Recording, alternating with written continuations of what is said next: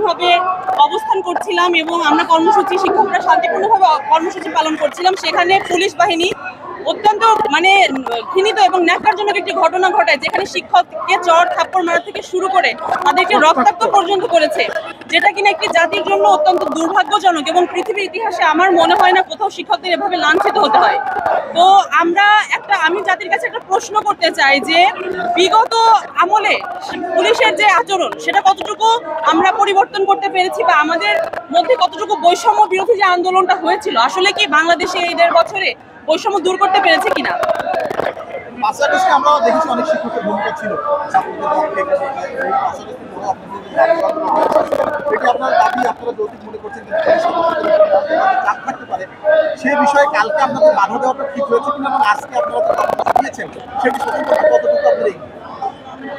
আপনারা ইতিমধ্যে জেনেছেন যে আমাদের মন্ত্রণালয় বৈঠক করেও আমাদের দাবি মানা হয়নি দেখে আমরা আজকে লং মার্চ টু সেক্রেটারিয়েট ভবনের দিকে আমরা যাচ্ছি।